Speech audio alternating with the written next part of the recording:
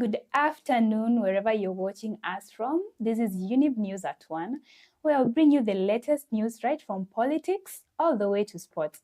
And speaking of politics, President William Ruto has dismissed attempts by the US Congress to deprive Kenya of its position as a major non-NATO ally.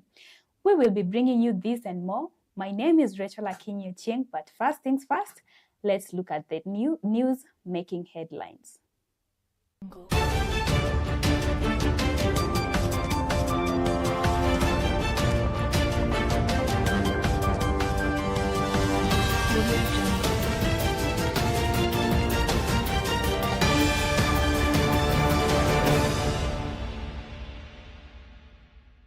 When I sat with President Xi, I had a very candid conversation, and I told him that Kenya is importing 600 billion.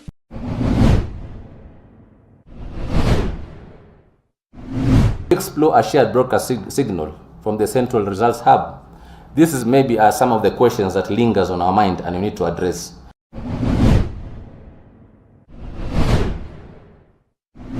Raise the minimum entry requirement to KCSE seaplane.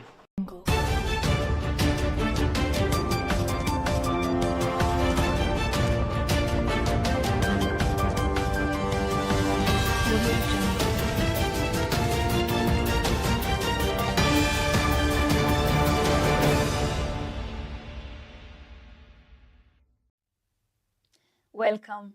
President William Ruto has dismissed attempts by the US Congress to deprive Kenya of its position as a major non-NATO ally and praised Kenya's expanding ties with China. Ruto emphasized that Kenya's involvement with China is only motivated by national interest, especially economic rewards. He disclosed that China has consented to remove significant export duties from Kenya, a move that he claims will significantly increase bilateral commerce and help regional producers. Some of our friends are complaining that we are doing too much trade with China. Honestly, when I sat with President Xi, I had a very candid conversation, and I told him that Kenya is importing 600 billion of products from China. Yet we are only exporting 5%, according to Lee. That trade imbalance is serious. They have agreed to a reciprocal arrangement between Kenya and China. They have agreed to remove all the tariffs on our tea, on our coffee, on our avocado, and all other agricultural exports. We are progressing conversations with India. We haven't quite had a breakthrough with India. We haven't quite, we are very good with where we are with Turkey and Canada. All open elected seats nationwide will be filled by the end of this year. This is according to the Independent Electoral and Boundaries Commission. Within a week, the formal schedule for the impending by-election will be released, opening the door for voting in the impacted areas as per the IEBC chairperson, Erastus Ethekon. Once you come with your national ID, we do your biometrics. We register you, your picture, everything. And then you just show up with your ID, the day for identification purposes, and then you vote. The late reconstitution of the IEBC.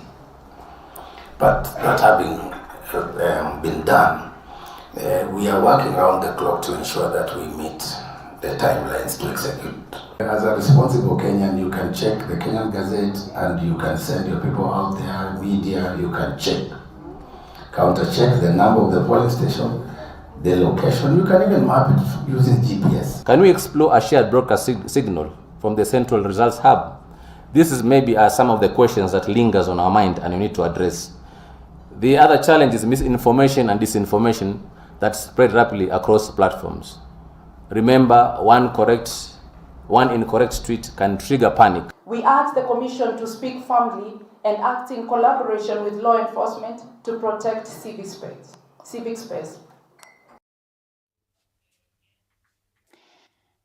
The human rights advocates are calling for a comprehensive reform of Kenya Police Force in the wake of the Ethics and Anti-Corruption Commission, Shocking findings. Transparency International Kenya Bribery Index confirms the 2025 National Ethics and Corruption Survey's conclusion that the police continue to be the most corrupt governmental institution in the nation. They steal from us, they kill us too. We are not speaking figuratively. We are speaking of real blood, spilled by the very people entrusted with our safety. This is not just about corruption. It is not just about a few bad apples. It is about a state that has weaponized its police force against its own citizens. Tunataka sehemu mnapochukua polisi ikuwe ni sehemu nzima. Tuko na 47 counties. Kwa hivyo isiwe ni county moja tu ndo polisi anachukuliwa. Polisi wachukuliwe katika county zote. Na kama ni kupiga transfer, isiwe ni polisi yule ambaye anaitwa whistleblower ndo anapigwa transfer kwa sababu ya kupewa nini? Punishment. Raise the minimum entry requirement to KCSE C-plane. On to matter politics. Rigathi Gachagua, the former deputy president, says he is in favor of the US looking into Kenya's status as a non-NATO ally.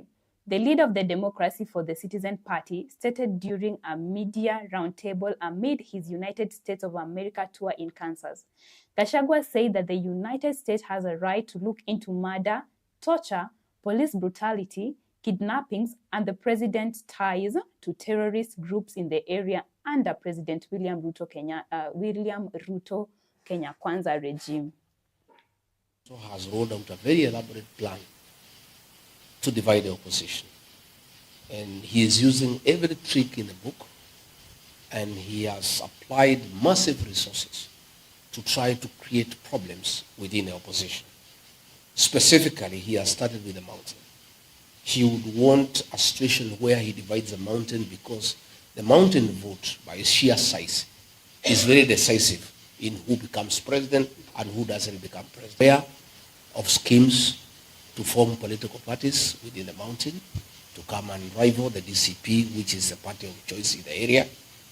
We are aware that he is trying to introduce a third force by, funding leaders who appear like they are opposed to him, but you start wondering where they are getting money all of a sudden to start dishing around in the country.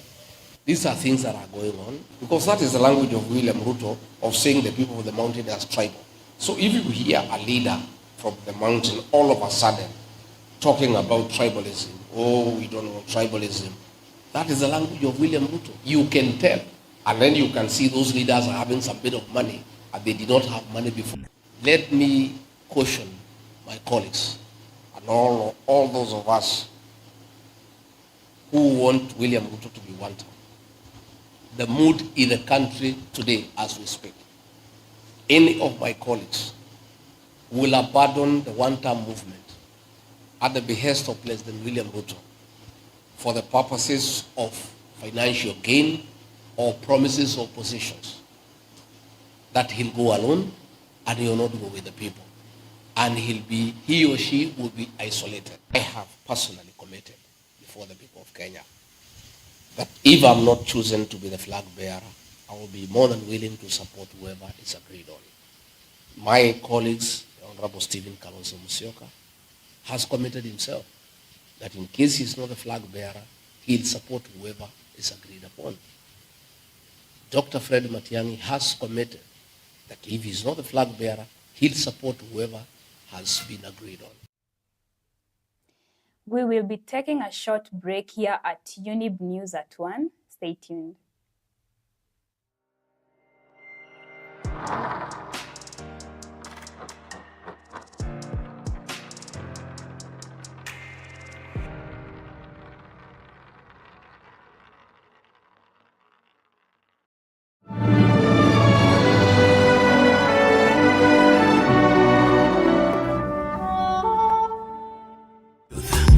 Ever the best.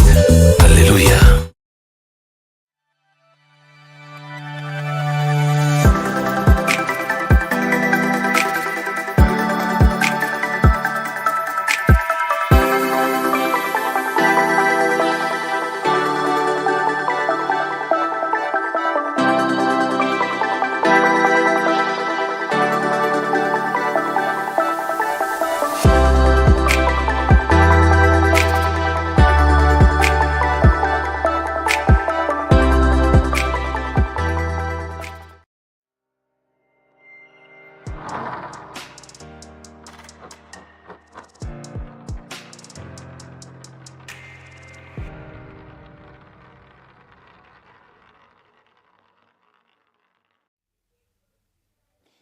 Welcome back. Deputy President Kithure Kindiki has advocated for more involvement of young people in determining the country's destiny. Kindiki stressed the importance of listening to and acting upon the opinions of young people during the official opening of National Youth Week 2025 in Kilifi town. According to Deputy President, the government ought to listen to young people and act on their suggestion because the choice made today will affect their future.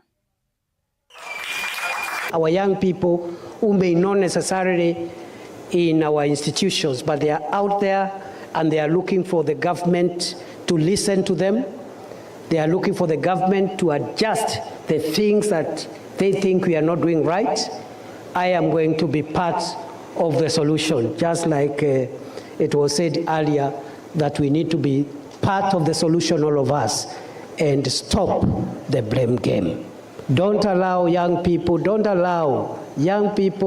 the youth of Kenya, don't allow people who have had their time, people who had had opportunity, they had a career, they did all they wanted to do, and in their dying years, they want to incite you to destroy the country and leave you with a broken country. Don't allow people who have had their... Young people must have their voice heard, but not just their voice being heard. Their input must be put into action. And what they ask us to do should be implemented because they have a bigger stake than all of us in our country's stability. Our youth should be properly connected with opportunities in government. For us, Your Excellency, the youth are not a crisis. You know, we have over 15 million youth in our country. The youth are a source of innovation, progression, and creativity.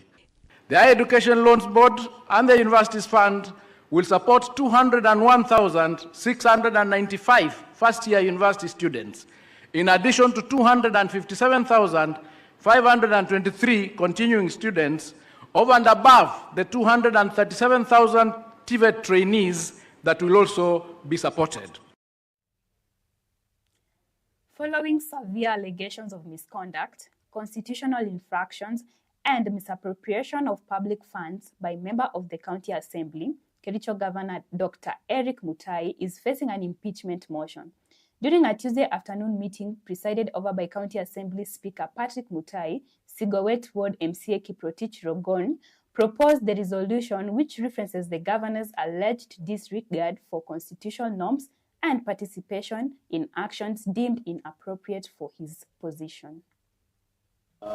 Mr. Speaker, Honorable Speaker, I beg, with the support of the members of the County Assembly of Kericho, the County Assembly, whose names and signatures I have annexed here too, as Annexure 1, to move the motion for impeachment of His Excellency Honorable Eric Mutai, the Governor of Kericho County, for number 1, gross violation of the Constitution of Kenya. Roman number 2, gross violation of various national and county laws. Roman number 3, serious reasons for believing that the governor has committed crimes under national law. Roman number 4, abuse of office. And Roman number 5, gross misconduct. We are guided by our standing orders. That is, I'll refer you to standing order number 70. And from there onwards, we shall be communicating on the other issues as envisaged by the standing order, more so on matters of public participation and even giving the governor who is accused the right to be heard. Masood Juma has been placed on the injury list by Harambee Star coach Ben McCarthy ahead of their second Group A match against Angola tonight. Masood is having trouble staying healthy for the second game after suffering an injury in the first game against the DRC. Even though Angola lost the initial game 2-0 at the National Stadium, Nyayo National Stadium, coach Benny McCarthy gave them a very high rating, stating that they were the superior squad versus Morocco. According to the coach, Angola's 5-man midfield is quite sturdy, making it challenging for opponents to break them down.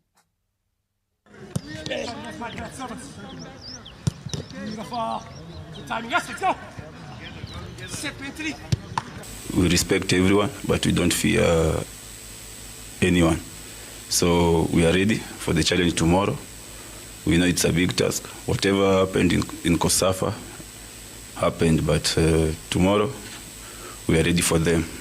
When you look at the stats, they had 68% of the ball possession. They had 14 on target, 28 shots on goal. Morocco had 6. That is all we had lined up for you this afternoon, but there will definitely be more in our 9 p.m. bulletin with Jesicah Adiang. Thank you for staying tuned and have a lovely afternoon. My name is Rachael Akinyi.